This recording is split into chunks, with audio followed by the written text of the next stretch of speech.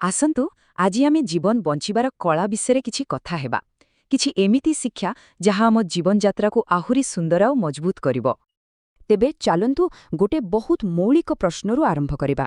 କେବେ ଭାବିଛନ୍ତି ଆମ ଜୀବନକୁ ପ୍ରକୃତରେ ଗଢ଼େ କିଏ? ଆମ ଭାଗ୍ୟ ନା ଆମ କର୍ମ, ମାନେ ଆମେ ନେଉଥିବା ନିଷ୍ପତ୍ତି? ଏହି କଥାଟାକୁ ଟିକେ ଗଭୀର ଭାବରେ ବୁଝିବାକୁ ଚେଷ୍ଟା କରିବା। ଦେଖନ୍ତୁ, କୁହାଯାଏ ଭାଗ୍ୟ ଆମର କୌଣସି ନିଷ୍ପତ୍ତିକୁ ବଦଳେଇ ପାରିବନି, କିନ୍ତୁ ଆମର ଗୋଟିଏ ଛୋଟ ନିଷ୍ପତ୍ତି ପୂରା ଭାଗ୍ୟଟାକୁ ବଦଳେଇ ଦେବାର ଶକ୍ତି ରଖେ।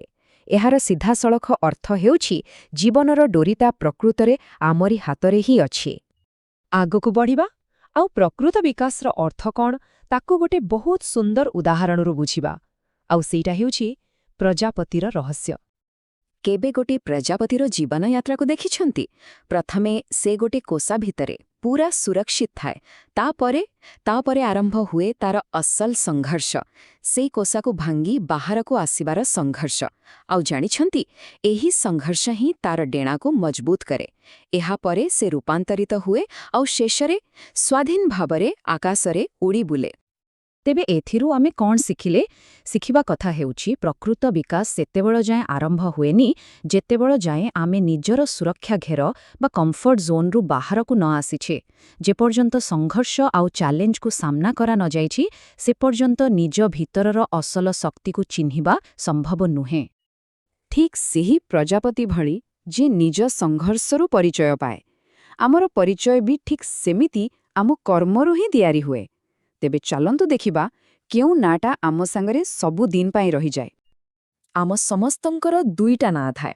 ଗୋଟେ ହେଲା ଯୋଉଟା ଜନ୍ମବେଳେ ଆମକୁ ମିଳେ, ଆଉ ଆରଟି ହେଲା ଯାହାକୁ ଆମେ ନିଜ କାମ ଦ୍ୱାରା, ନିଜ କର୍ମ ଦ୍ୱାରା ଅର୍ଜନ କରୁ। ଆଉ ଫରକଟା କ'ଣ ଜାଣନ୍ତି? ଜନ୍ମରୁ ମିଳିଥିବା ନାଁଟା ଜୀବନ ସହିତ ହିଁ ଶେଷ ହେଇଯାଏ, କିନ୍ତୁ ଆମ କର୍ମରୁ ଅର୍ଜନ କରିଥିବା ନାଁଟା ସେଇଟା ଗୋଟେ ଇତିହାସ ଲେଖିଦିଏ, ଯାହା ଆମ ପରେ ବି ରହିଯାଏ, ଆମକୁ ଅମର କରିଦିଏ। ହଁ, ତ ଆମ କର୍ମ, ଆମ ପରିଚୟ ତ ତିଆରି କରେ, କିନ୍ତୁ ପ୍ରକୃତ ଶକ୍ତିର ଉତ୍ସ କ'ଣ? ଆମେ କେମିତି ଅନ୍ୟମାନଙ୍କ ଉପରେ ପ୍ରକୃତ ପ୍ରଭାବ ପକାଇ ପାରିବା? ଚାଲନ୍ତୁ ଏ ବିଷୟରେ ଟିକେ କଥା ହେବା। ଆଚ୍ଛା, ଟିକେ ଭାବିକି କହିଲେ, ଅସଲ ଶକ୍ତି କାହାକୁ କୁହାଯାଏ? ଲୋକଙ୍କୁ ଡରେଇକି, ଭୟ ଦେଖେଇକି ନିଜ କଥା ମନେଇବାଟା ଶକ୍ତି? ନା, ସ୍ନେହ ଆଉ ସମ୍ମାନ ଦେଇ ସେମାନଙ୍କର ହୃଦୟକୁ ଜିତିବାଟା ପ୍ରକୃତ ଶକ୍ତି? ଦେଖନ୍ତୁ, ଭୟ ଦେଖେଇଲେ ହୁଏତ କିଛି ମୁଣ୍ଡ ଆମ ଆଗରେ ନଇଁଯିବ, ଲୋକେ ଆମ କଥା ମାନିବେ ବି, କିନ୍ତୁ ଏସବୁ କେତେଦିନ? ବେଶୀ ଦିନ ନୁହେଁ। କାରଣ ମନେ ରଖିବାକୁ ହେବ, ଯିଏ ଭୟରେ ମୁଣ୍ଡ ନୁଆଁଏ, ସୁଯୋଗ ମିଳିଲେ ସେ ହିଁ ପ୍ରଥମେ ବିଦ୍ରୋହ କରେ। କିନ୍ତୁ ତାର ଠିକ୍ ଓଲଟା, ଯେଉଁଠି ସ୍ନେହ ଆଉ ସମ୍ମାନ ଥାଏ, ସେଠି ହୃଦୟ ଜିତାଯାଏ। ଆଉ ଥରେ ହୃଦୟ ଜିତିଗଲେ ସେ ସମ୍ପର୍କ ସବୁଦିନ ପାଇଁ ରହେ। ଏଇଟା ହିଁ ହେଉଛି ପ୍ରକୃତ ଶକ୍ତିର ମୂଳଦୁଆ, ଯାହା ଲୋକଙ୍କୁ ଆପେ ଆପେ ଆମ ସହିତ ଯୋଡ଼ି ରଖେ। ଚାଲନ୍ତୁ ଏବେ ଆମର ଶେଷ କିନ୍ତୁ ସବୁଠୁ ଗୁରୁତ୍ୱପୂର୍ଣ୍ଣ ବିଷୟ ଉପରକୁ ଆସିବା। ଆଉ ସେଇଟା ହେଲା ଭିତରର ଝଡ଼, ମାନେ ଜୀବନରେ ଆସୁଥିବା ସମସ୍ୟାଗୁଡ଼ିକୁ କେମିତି ସାମ୍ନା କରିବା ଆଉ ନିଜକୁ ଭିତରୁ ମଜବୁତ ରଖିବା।